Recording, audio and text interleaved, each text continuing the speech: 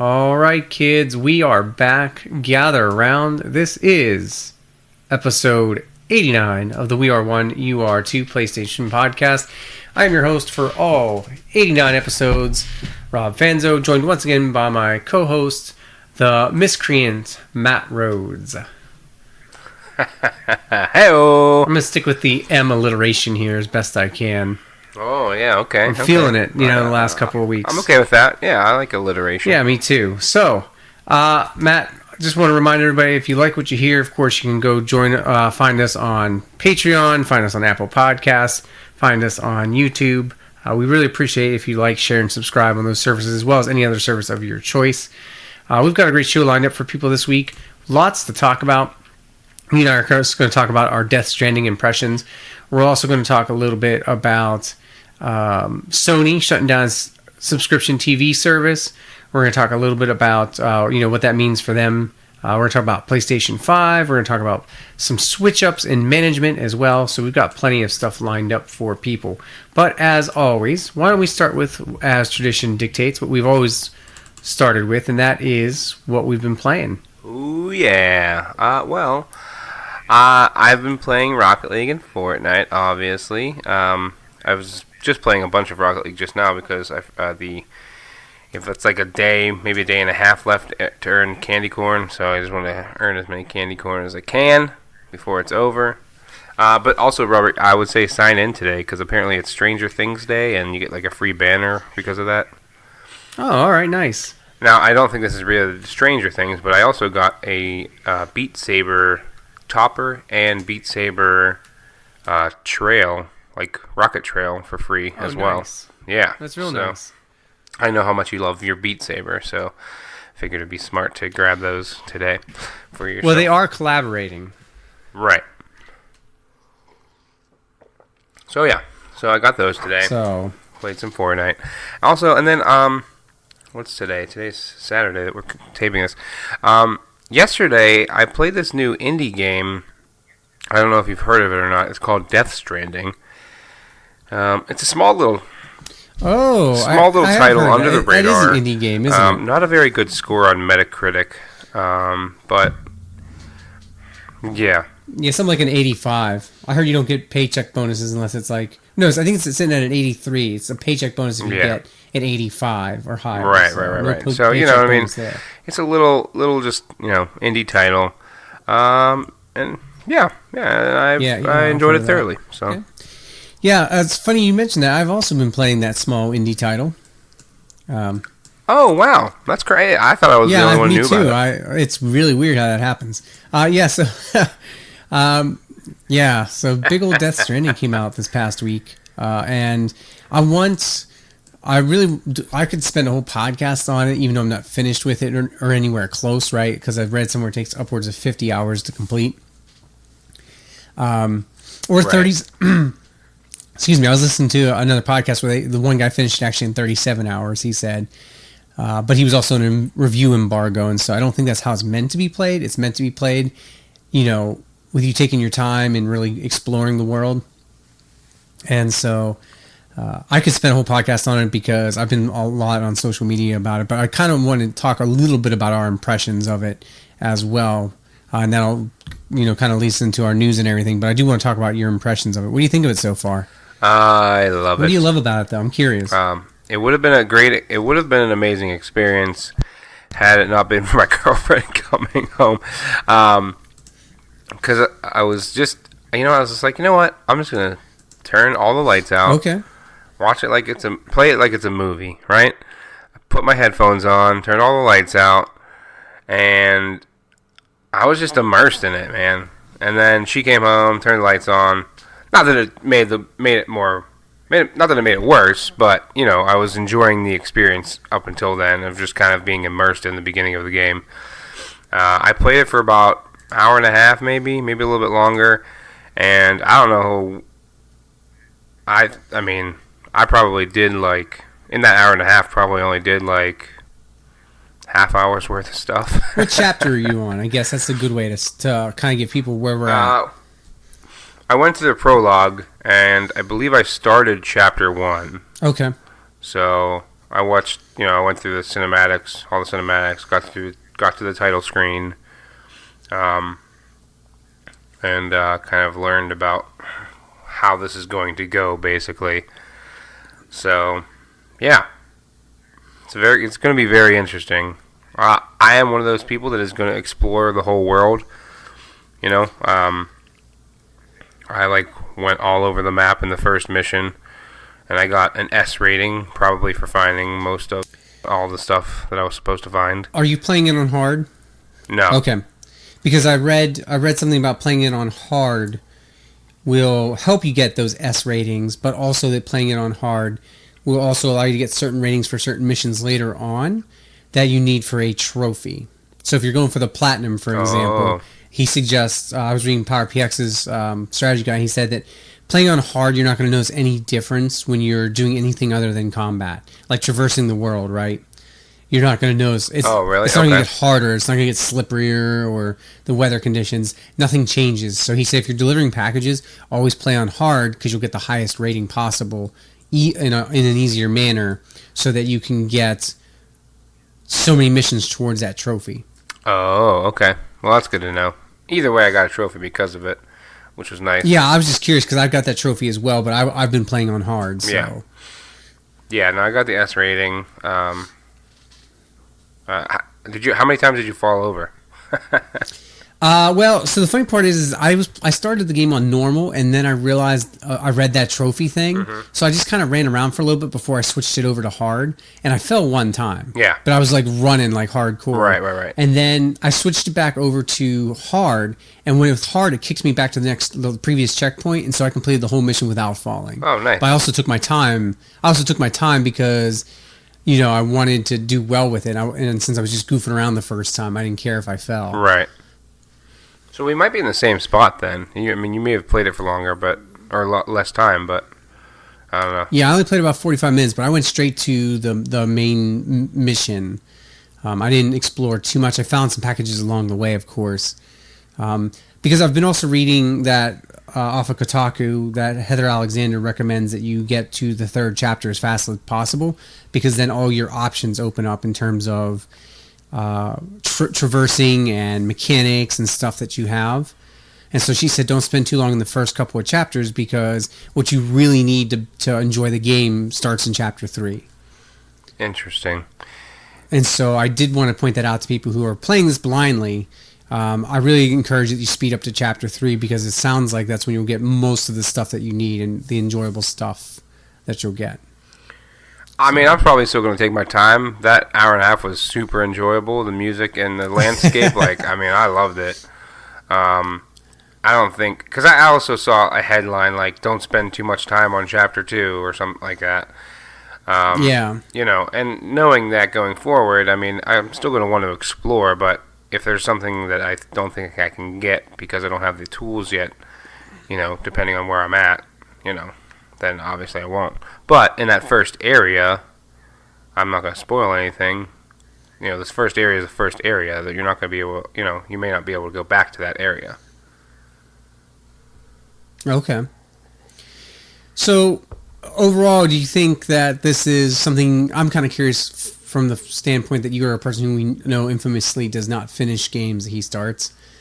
Do you see this as something that you'll finish? Maybe. I really want to. But there's also Jedi next week, so there is. Yeah, and we need to talk about that eventually too. Yeah, we're coming into the season here where it's going to get real game heavy. Well, it's already game heavy because I already haven't touched Modern War or not. Yeah, I haven't bought Modern Warfare. I want to, and I want to get Outer Worlds, and I haven't, and I didn't finish Medieval yet. And so it's already heavy. I've got Death Stranding. You got Fallen Order coming out. Is there another one as well? Probably, but I don't know. I don't think so. I'm not sure. Yeah, I feel like there's something else that I need to be excited about, and I can't remember what it is. Yeah. So okay, so you may not finish this, but you see yourself spending hours with this? Yeah, I feel like it's going to be like Metal Gear, where I finished a good chunk of it, but never actually finished it. Okay.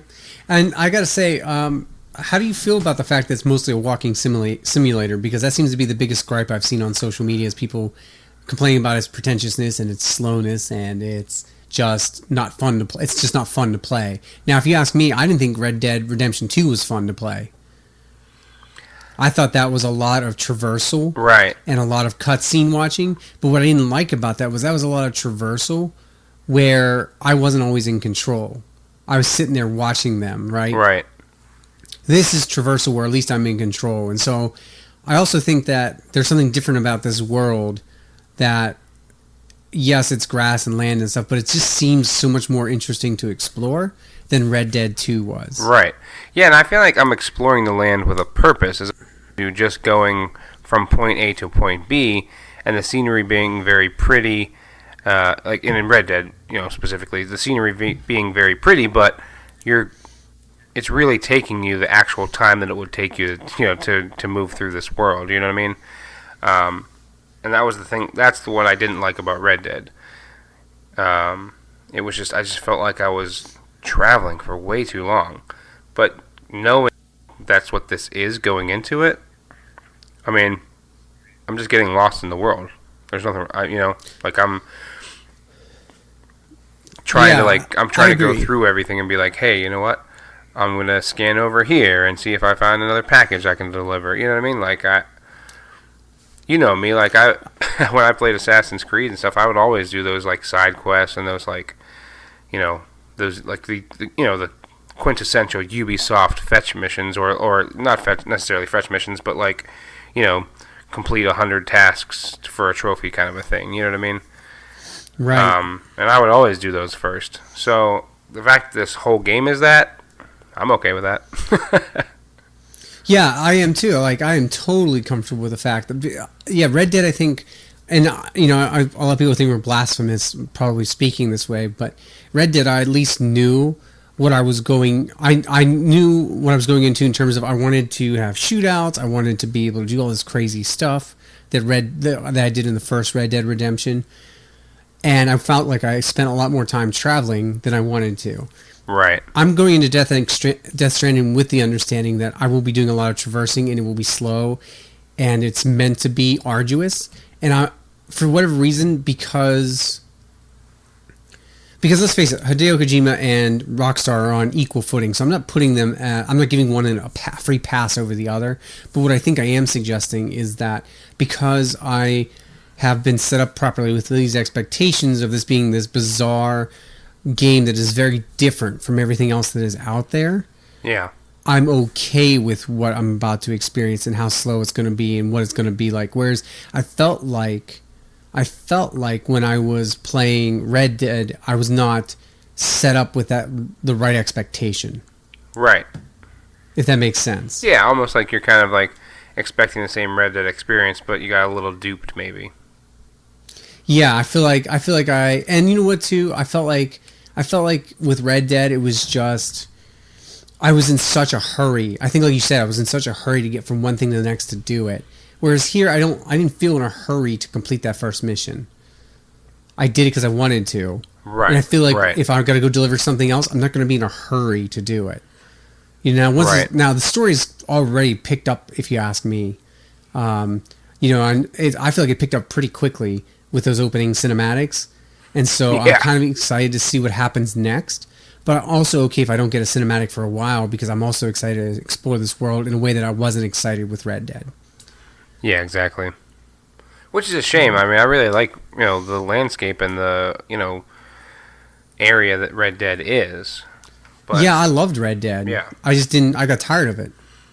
Now, yeah, exactly. I might change my tune in 2 weeks. I might think I'm tired of Death Stranding, but I don't foresee myself being tired of it because it's doing something different. Right. And for that, I'm eager. So, I don't know. It's just a thought. Sure. Anything else you've been playing this week? That's it. You would have think, for as much as we talked, you would think that was the talk. I know. I didn't mean to get... And like I said, we could in the future, I think you and I will, once we finish more of it, we'll spend a whole podcast on Death Stranding. Yeah, for sure. Maybe in a couple of weeks. But... or once we get really into it and see how we'll revisit it. But for now, I just wanted to mention that stuff. I'm just real quick going to say what I was playing as well. I finished Code Vein. It's phenomenal. I started a new game plus, or I'm going to start a new game plus shortly. I think I'll speed run it the second time. Medieval, of course. Neo 2 beta is out, so I was playing that. I also was playing Forbidden Arts a little bit this week, which is, of course, the game that we interviewed him thinking about games back a while ago, and so he was nice enough to give me a code, and I've been checking that out, and that's a nice little break from everything else, too, that I've been playing. Luigi's Mansion, Astral Chain, kind of round out my week. I love Luigi's Mansion, dude. So good, so funny. And so that's another great game. All right, shall we move in on? I should say. We shall, Robert. All right. So this is in case you missed it. We're just going to hit a couple of things up on this, right? The news section of the story. First thing, I do want to mention that the biggest thing I think that has bothered me this week is, did you see about that Avatar that came out on the PlayStation Store? I think we talked about this a couple months ago, but there's a new State of Anarchy, Master of Mayhem, Golden Prince Avatar on the PlayStation Store, and the Avatar costs $99.99. Have you not seen that? That was like that was like weeks ago. It was, but it finally got released this week. Oh, that was like a pre-order or something? Yeah, you could pre-order that Avatar. The Avatar is actually out now. Wow. And so, the fact that they let that through, I think, really says... I'm assuming that you invested in that, right? Store. Say it again? I'm assuming that you invested in that, right? Oh, you know I did. You know I had like an $80 gift card, so I was like, hello, how can I not get this at a discount of $20 for, Exactly. And I got myself the Golden Prince Avatar because I felt very connected to it. Absolutely. So I did want to mention that because I thought that was insane and just absolutely crazy and worth just giving a heads up. How many refunds do you think Sony's going to have to issue when kids buy that with their parents' credit card? I'd say maybe just 5 or 10. Which is 5 or 10 more than it probably should happen. But I think actually what's funny about that is that's probably, the design of it is probably aimed for people in Saudi Arabia and those countries that have extreme amounts of wealth, and that Avatar looks like it's aimed towards that crowd, right? Towards the prince crowd and the wealthy crowd of Saudi Arabia as a status symbol. Yeah. And so I actually think that's part where that guy's going to make his money, is selling that Avatar. I wouldn't be shocked. I would love to know the statistics of how many of those actually got sold. We'll never know, but I would love to know. If somebody could find out, that'd be fantastic. Do you think this is the start of luxury avatars? Could be. It's definitely a sign of how much Sony doesn't care about what they put on their store. You know what I mean? Like, who cares? You want to throw a $100 Avatar on? Approved. So I think that's definitely a sign of things to come in that regard. Matt, I also, just moving on, don't know if you saw Keanu Reeves was in the news this week about Cyberpunk. Did you see that? Oh, snap. No, I didn't.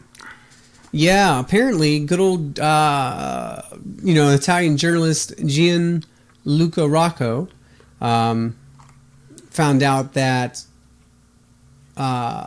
it was reported, I'm sorry, let me clear this up. It was reported by Luca Ward, who's voicing Johnny Silverhand in the Italian dub of Cyberpunk, that they told Rocco that his recording time had been doubled because Keanu Reeves convinced the developer to give the character a much bigger part in the story. And so Keanu Reeves loved that character so much and loved doing that video game stuff so much that he encouraged Cyberpunk 2077 developer CD Projekt Red to actually give him more screen time. That's pretty awesome. And so because of that, That's pretty awesome. That is pretty awesome. I love that. I love the fact that when he's all in, right? Yeah. And so Luca Ward, the Italian journalist, reported that Rocco had to re-record or had to record double the amount of lines he originally had to. What a hilarious thing. So, speaking of Hollywood, SFX Magazine and Games Radar reported that Lauren Schmidt-Hissrich, who is in charge of The Witcher adaptation for Netflix, has plotted out 7 seasons for the series. Yikes. And so we don't even have the first one till December 20th, but she has plotted out 7 seasons, she said. And so she said the worst thing we could do is put all of our energy into one season and not be thinking about where these characters can grow to. And so she decided to map out the other 6, I guess. So here's hoping it doesn't flop, because I would love that. You would love it to flop? No, I would love it to... 7 seasons. I know. Yeah. Gotcha.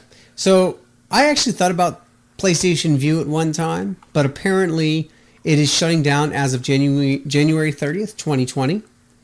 Sony is shutting down PlayStation View after 4 years. They announced that it was unfortunate because, quote, the highly competitive pay TV industry with expensive content network deals has been slower to change than we expected. Because of this, we have decided to remain focused on our core gaming business. We are very proud of what PlayStation View was able to accomplish. We had ambitious goals for how our service could change how people watch TV, showcasing PlayStation's ability to innovate in brand new categories within the pay TV industry. We want to thank all our customers, some of whom have been with us since PlayStation View's launch in 2015. So, just wanted to mention that to us as well. You'd never looked into that, had you? Nah, I didn't really think it was necessary. Yeah, I didn't either. I was curious about it at one point, but, I think that they were expecting more things to have the streaming, more companies go the streaming route by now. And I think they just were losing money every year. And although, I think they were basically 10 years too early maybe on that. Right? Yeah. They saw what Netflix was doing. Maybe they heard rumblings of what other networks were doing. But we're just now getting Disney Plus. NBC and ABC are just now considering doing their streaming stuff in the next 2 years. I think PlayStation View was probably too far ahead. Right? So, yeah, that's all right. I give them credit for trying. Yeah, they tried. All right. Did you see who got promoted to head of Worldwide Studios? I did, Robert. Herman Hulst.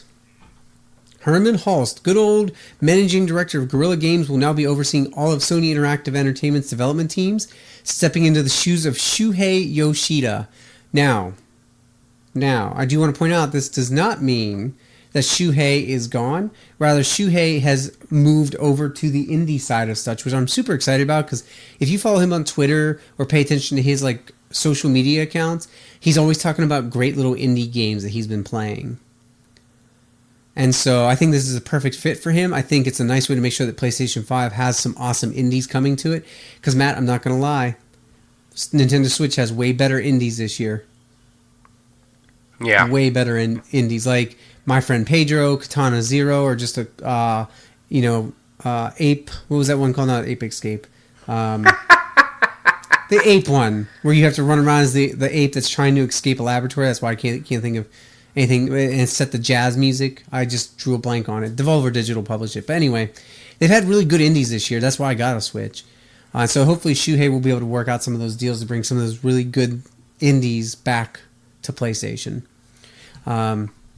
But CEO Jim Ryan said that Herman is one of the most effective and well-respected leaders in the video game industry. He's passionate, advocate for the teams he leads, and understands how to empower creative talent to build great experiences. And so because they want to focus on AAA experiences next gen, I think he's the perfect guy to do it, coming off of Guerrilla Games. Right? Yeah. So, I'm good for him. Congratulations to him. Great for Shuhei Yoshida to move over to indies. I think he'll be very well fitting there, and hopefully bring some really good ones back to PlayStation. For sure. All right. Trucking along here. I talked about Shuhei already and how he had moved over. IO Interactive. Do you know what they make? I mean, I'm familiar, I think. Familiar with some Hitman, perhaps, right? They have announced, that was a joke, of course, right? Matt knows, he knows.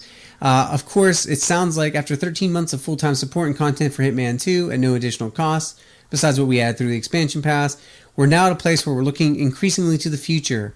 In real terms, we're moving more and more of the Hitman 2 team to join the next Hitman game, which is well underway.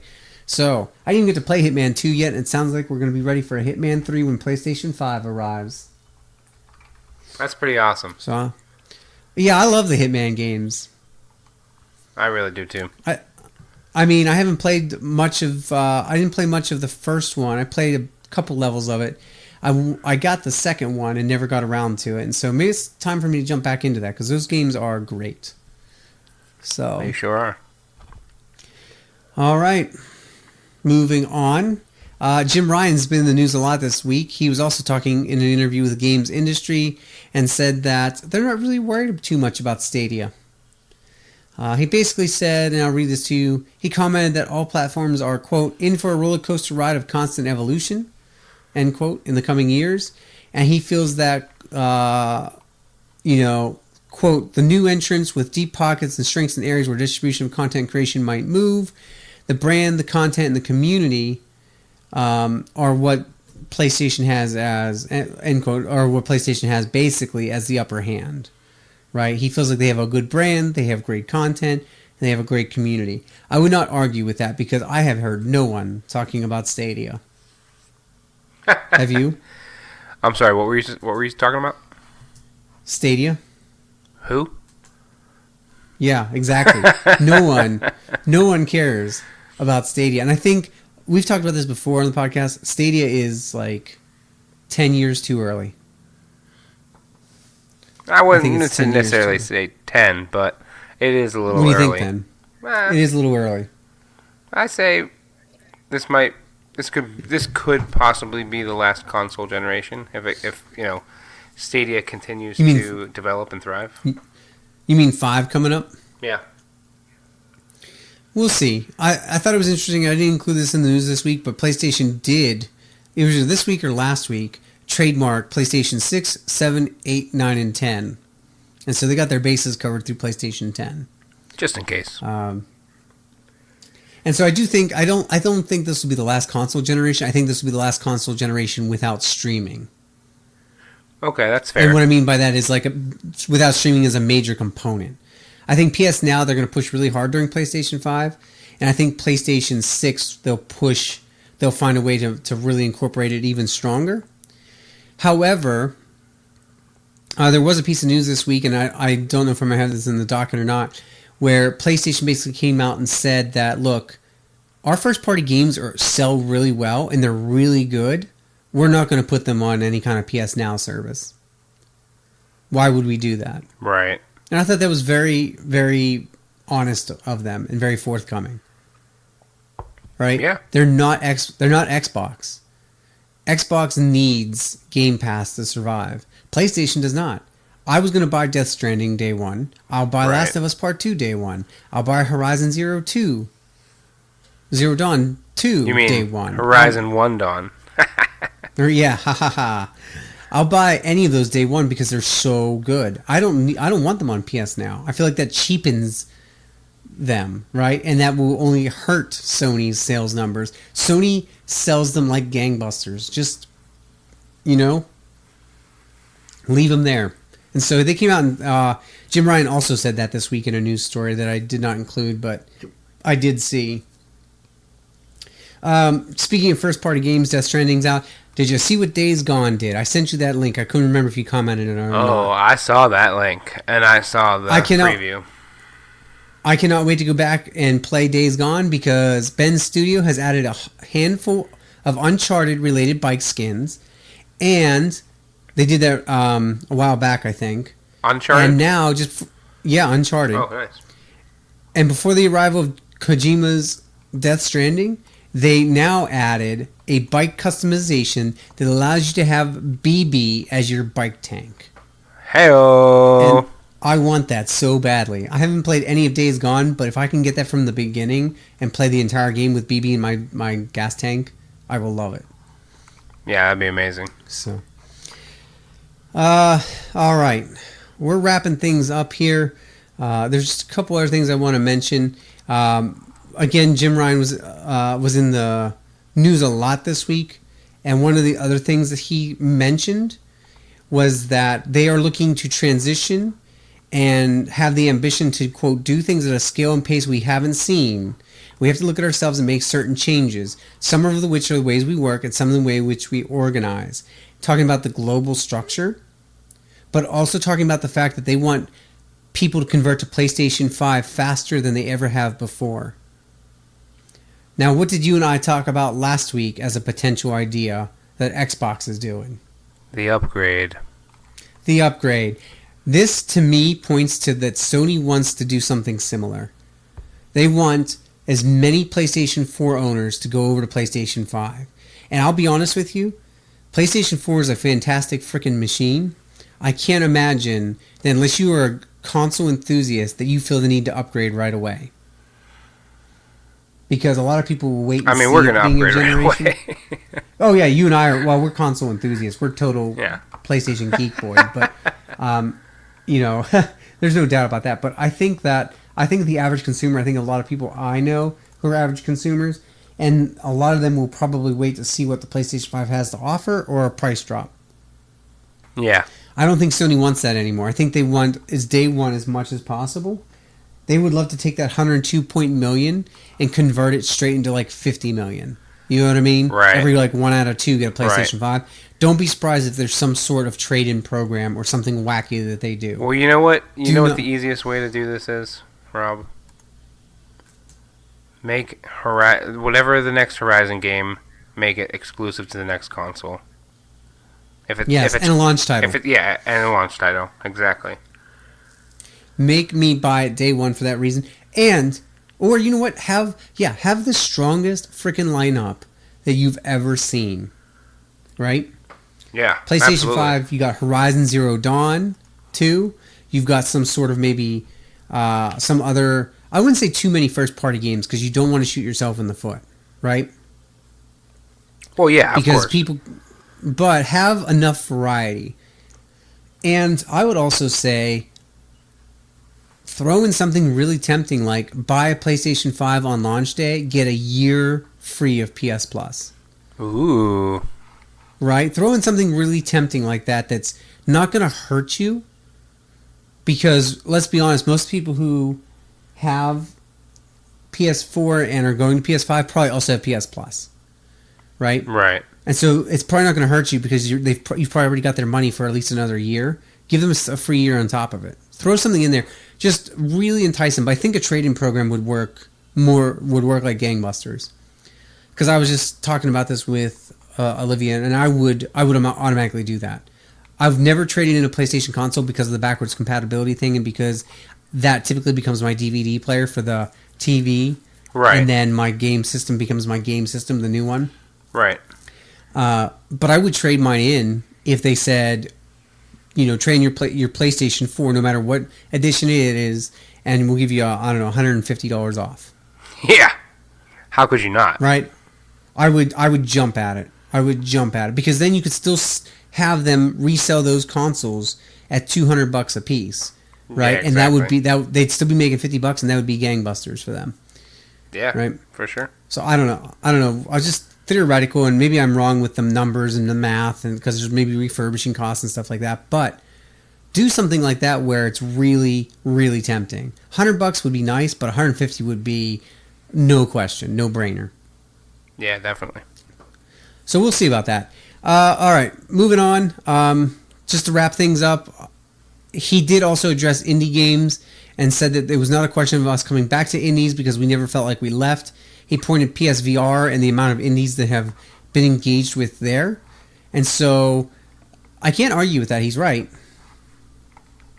But I do think that clearly there could have been something more said there to kind of show. But, they're trying, right? Sony is trying to remind us that they still love indies. So, all right. So that's all for the news. Oh.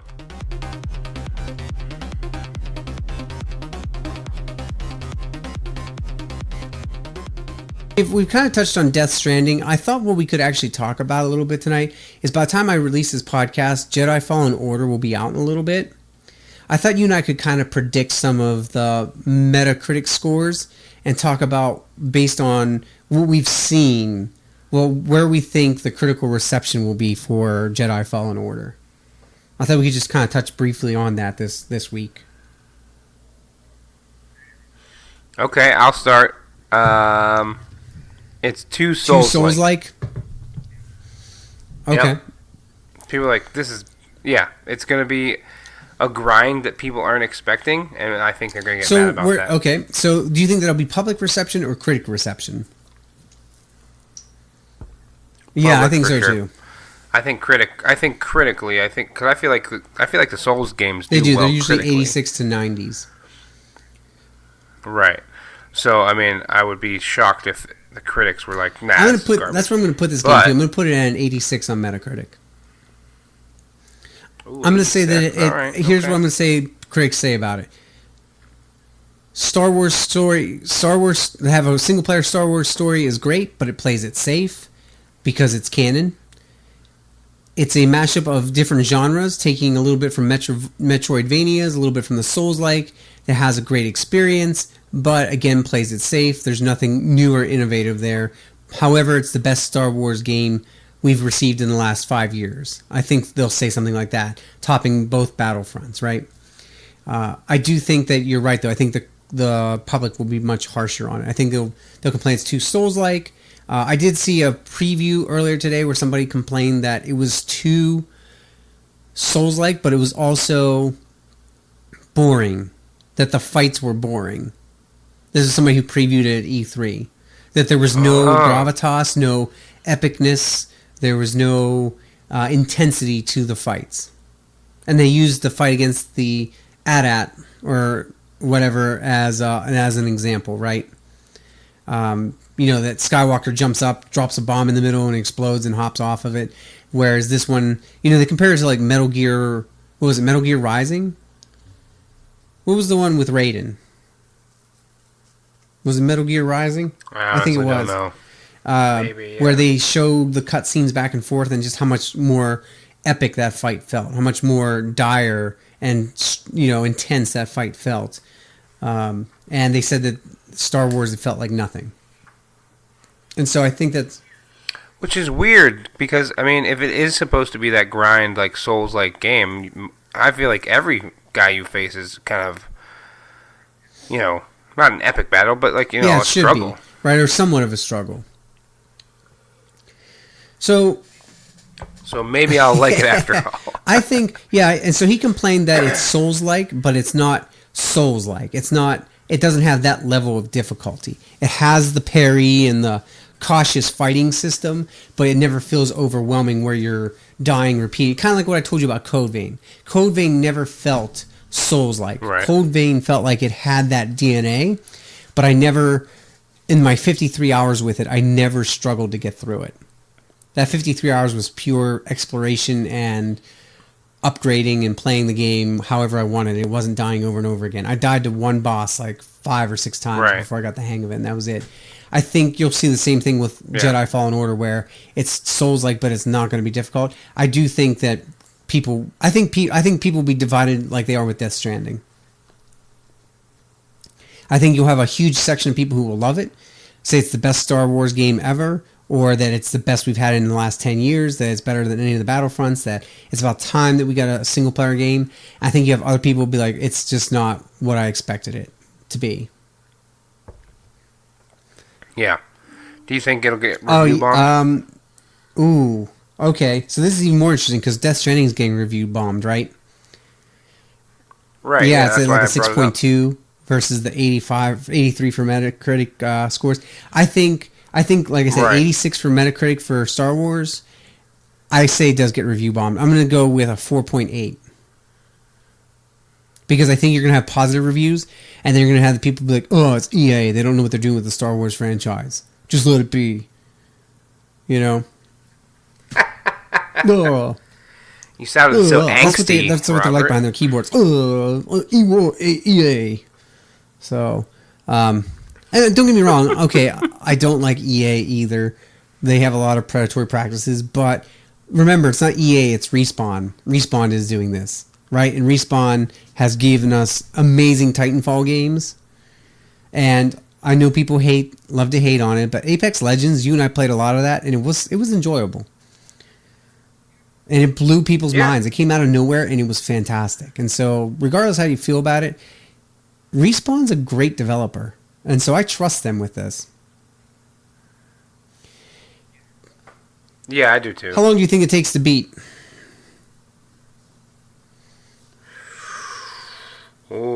Good question. Honestly, I'm gonna say 30, 35 hours. I think. I don't know if. I think think somewhere I that much? read upwards of that much, but I don't know if there was ever official number given. I'm gonna say 25, 30. 25, 30? Okay. That sounds good. Yeah. Yeah. Um, Because I feel like they'll have learned the mistake of, you better not give us a Force Unleashed 8 oh, hour no, campaign. no. Definitely not. I was looking to see, actually, as we were talking, they've revealed the file size. They have not revealed the length of the game. But he said that... okay, so according to Game Informer, a piece of the game they were shown was roughly 15 to 20% of a planet. That slice took about 30 minutes to complete, which suggests said planet will take 2 to 3 hours complete. Now, so presumably, some planets will be bigger and take longer, and some will be smaller and shorter. So I'm going to guess, I'm going to say 30 to 35 hours if you want to see everything. Maybe upwards of 40. Fair. I'm going to say narrative-wise, 15 to 20. Okay, but with all bonus, like added, like side Yes. quests, things like that. Yeah. That's my Okay. guess. All right. I might be wrong, but we'll see. How many copies does it sell? I mean, it's That's still what I'm saying. a Star More. Wars game. Okay, so let's wager a bet. I'll bet one, you bet the other. More. I'll let you choose. More or less than Battlefront and Battlefront. Let's say Battlefront. Let's say the first Battlefront, because I think the first Battlefront sold better than the second. What's that? What were the numbers? I'm Do you have looking that it in up front of you? right now. So more. So Battlefront 2 sold 7 million. Battlefront 1. Give me a second. Battlefront 2 sold 7 million, and they said that was disappointing. Battlefront 1 sold Right. 14 million copies. Ooh. So Man. more or less than Battlefront or Battlefront 2, or somewhere in between those two games.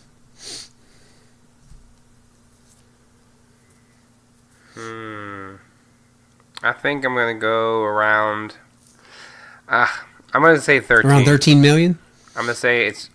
I think it's gonna do way better than Battlefront, but not or Battlefront 2, but not quite get the Okay. Battlefront stuff. Now my second. Because you gotta look at. I mean, Battlefront was. Everyone knew it was just only Yeah. online, right? It was only multiplayer. So there's gonna be people that don't like single player Yeah. campaigns. I'm gonna say 10 million. Ooh, Yeah, very conservative. because obviously I think 14 for the first Battlefront, people were super stoked to have a Star Wars game. Obviously they were disappointed. Battlefront 2, even with a single player campaign, you only had sell half of that at 7 million. I think you're gonna have more people try to buy back in, but not enough as you did with the first one, because people are still anxious. So you and I are both under Battlefront numbers, but above Battlefront 2. My question is, Yeah, for sure. in its first week, if EA releases sales numbers, let's say in the first week, how many copies does it sell?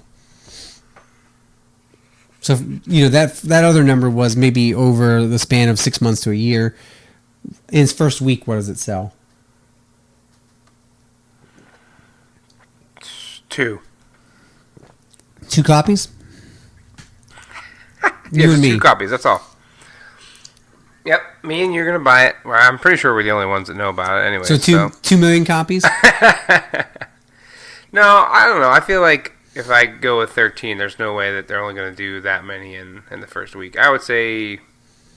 I would put Okay. it at 6. I'm gonna go with 3 in the first week. 3 million. And that seems high, Okay. but we'll see what happens there. I'll be very curious to see. So I won't write any of these numbers down. I'll just go back and listen to this podcast when we actually get some sales numbers and see where we stand, see how accurate we were. All right, so we've covered Metacritic scores, user reactions, we've covered number of sales copies, we've covered what reviewers or even people might say about it. Is there anything else? Oh, all right. So how about this? Maybe the last piece, unless there's anything else you can think of. Does anything strange happen with it in the first week? Anything strange or weird happen with it in the first week? Whether it's an announcement or some kind of glitchy bugs that, you know, it's unfinished, or that somebody finds some. What does anything weird happen in the first week of its release? No, I don't think so. I think that realistically, I feel like Respawn is a good studio, and I think that they will know that people will be trying to pick it apart as much as possible. So I don't think they'll let that happen. Okay. So nothing unusual. That works for me. Cool. Yeah. And the last thing, we haven't gotten a review embargo date. Right? I want to throw this in there too. As of right now, no one has said when they're allowed to release their review. When do you think EA tells them they can release their review numbers? Day of, day before, 2 days before? Oof. Because there's no... I think that's... I was going to say, there's no official... I've looked all day, and no one has said anything about when they're allowed to release their review. When the embargo's up. I would say... Okay, I'm going to go with Thursday, day before. Mm-hmm. Day before? And I think that they're doing that obviously to avoid spoilers. I think too, they might be a little nervous about where people will land with this. Because I think EA has a lot riding on this after botching Star Wars. They've had that license for almost 10 years now. They signed a 10-year agreement with Disney. Back in like 2010, right. I think, give or take, to produce Star Wars games. This is their third one, and they have not found the right formula yet, it seems like. So, all right. Well, that was good. I just wanted to cover that. I wanted to see a little bit of... I'm going to retract my number of the week though, for the first week. Because I was looking up Spider-Man sales, and Spider-Man sales are like only like 2 point something. Okay. So does this sell more or less than Spider-Man in the first week? Less? I mean, less for sure. I'm sticking with 3 million. Absolutely. What are you going to change your number to? I'll allow you to change it. I'm going to go with 2. I'm going to go back to my original thought, my original gut reaction of 2. Fair enough. We'll see what happens. We'll put it just under Spider-Man. We'll see what happens. All right, cool. Well, this is good. I can't wait to see how this all shapes out. Turns out, this should be very, very interesting. So, speaking of... Definitely. Star Wars Jedi Fallen Order, shall we read about the games that are coming out this week? Yeah, let's do it. See you soon. All right, so this is the drop. This is where we just want to acknowledge all the games that are coming out this week and give them their just due. Because some of them will never get their just due because they're dropped in with so much other stuff every week. And typically during big game weeks, there tends to be games that you're like, why would you do that to yourself? But, all right. So, Matt, as tradition dictates, do you want to go first or do you want me to go first? I really want to read the second one, but I will go first. I'll go first if you want to read the second one. All right. I don't mind. All right. Yeah, I really do. Astroneer is a space sandbox adventure where players can work together to build custom bases above or below ground, create vehicles to explore a vast solar system, and use terrain to create anything they can imagine. A player's creativity and ingenuity are the key to thriving on exciting planetary adventures. So it's Minecraft in space. Ooh, fun. Okay, that's kind of cool. All right, up next we got Bee Simulator, PS4 digital retail. See the world through the eyes of a bee. Explore a world inspired by Central Park where you can take part in bee races, collect pollen from rare flowers, and defy dangerous wasps. Play with friends or family in 3 game modes, including co-op and PvP on split screen. Oh man, I'm kind of mad that they didn't end with "it'll have you buzzing with excitement." Yeah, that would have been good. There was no like buzz or like bee pun in there. I was Yeah, that is kind of disappointing, upset. isn't it? That's the perfect game for that. It's like taking itself seriously. Yeah. So I added my own. All right, Contagion VR Outbreak. Dive deep into the events of the initial zombie outbreak. Explore the world through different perspectives and experience the beginning of the end in our single-player campaign. With limited resources, make your way out in free roam. Familiarize yourself with each weapon in the firing range and best your scores if you can. Ooh. All right, up next, Doctor Who, The Edge of Time, PS4 Digital. A new mysterious enemy threatens to tear apart the universe, and only you can stop them. Doctor Who, The Edge of Time lets players embark on an adventure through space and time, travel across the universe, visit alien locations, pilot the TARDIS, and solve the mystery of the controlling force behind the reality virus. I'm surprised it took us this long to get a Doctor Who game. So, all right. It's only been around for like 60 years. Fractured Minds out PS4 Digital. Fractured Minds is an immersive artistic short game exploring anxiety and mental health issues. Embark on a journey through the human psyche to experience the everyday challenges associated with these conditions. Winner of the BAFTA Young Game Designers Award. All right. Oh, that's cool. All right, up next, Gollum. Ooh. Enter a mysterious storybook world and take the role of Twine, an adventurous kid who has been seriously injured in an accident. Even though you are unable to leave your bed during your recovery, you never stop dreaming of exploring the outside world. That is, until you discover that you have the ability to create and control stone creatures called golems, seeing through their eyes and controlling their actions. I think I heard about that for VR. That's yeah, sad. but I think it's supposed to be really good if that's the one I'm thinking of. That's been a long time coming. All right. Yeah. Up next, also PSVR, Kittened.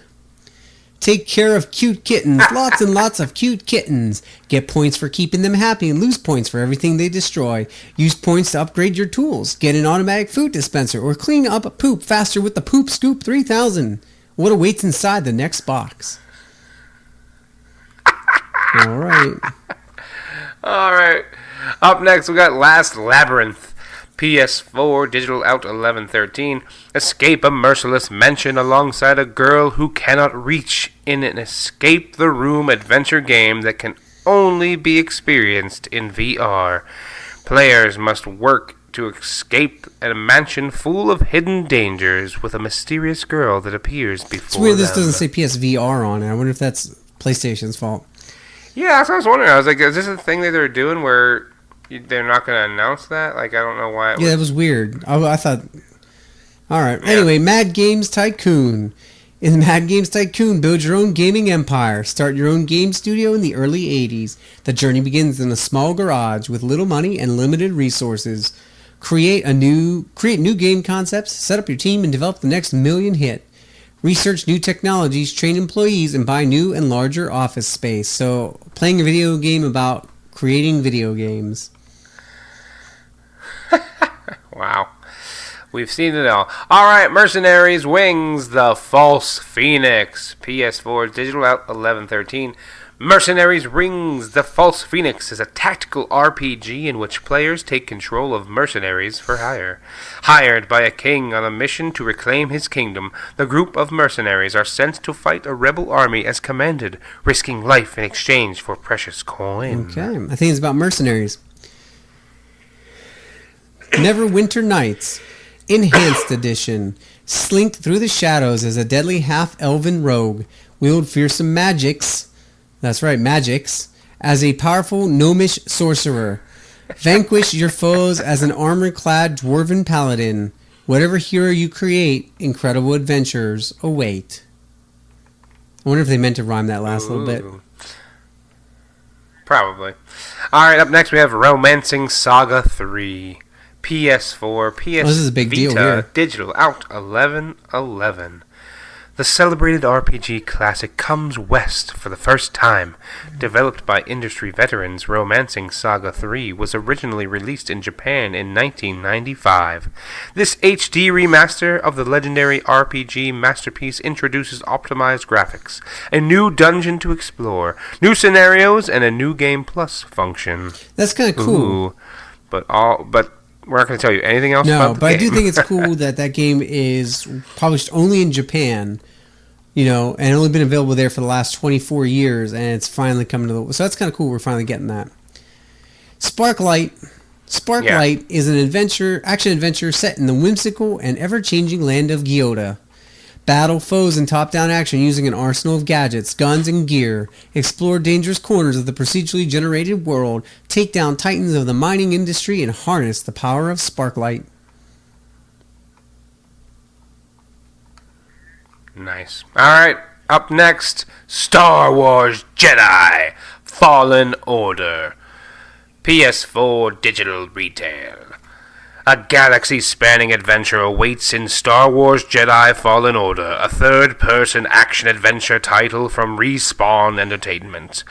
An abandoned Padawan must complete his training, develop new powerful Force abilities, and master the art of the lightsaber, all while staying one step ahead of the Empire. Ooh. Hope it does well. VR Ping Pong Pro PSVR. Rackets at the ready. VR Ping Pong Pro is the follow-up to the hit table tennis simulator of 2016, VR Ping Pong. Test your skills with a variety of challenging game modes as you rise up the ranks to become the true Ping Pong Pro. Do you have what it takes? Pick up your virtual racket and find out. Just the way you read that was spot on. All right. Woven, last but not least. No, I lied. There's more. You get the last one. Alright, Woven, PS4 digital, out 11/15. Explore a woolen world where stuffed animals once lived in peace. Search for hidden secrets and customize your character with different animal shapes to solve puzzles. An epic adventure with two very unlikely heroes and a story narrated in rhyme. Ooh. If it's narrated in rhyme, why wouldn't they rhyme the stupid description? Give us a taste of that skill. All right. I know, right? Whatever. All right. It's time for Yaga. Smash, clobber, and bash the murderous legends of Slavic mythology in this darkly funny action role-playing game that changes every time you play. Play as Ivan, a one-handed blacksmith with incredible bad luck who must take on the impossible task given to him by the Tsar. Ooh, I like the cool picture. Yeah, that's a good All right. cool picture. It's like Witcher. Yes, and almost. We're moving away from Norse mythology now into Slavic, so that's good to know. Sweet. Yeah, it's nice. All right, kids, that's going to wrap it up. Thanks for hanging out with us. Thanks for chatting with us. If you like what you heard, please feel free to like, share, and subscribe on the podcast service of your choice. Feel free to come back and hang out with us next week as well. We'll have more impressions of Death Stranding. We'll have more impressions of Jedi Fallen Order. Are you getting Jedi Fallen Order? Okay, yeah. We'll have more impressions of that as well. We'll be talking about that too, because we'll wait to record till that comes out so we can at least get a couple hours into it and get a feel for it. So we'll record this again sometime at the end of next week. Thanks for hanging out with us, though, and until next time, game on. Game on.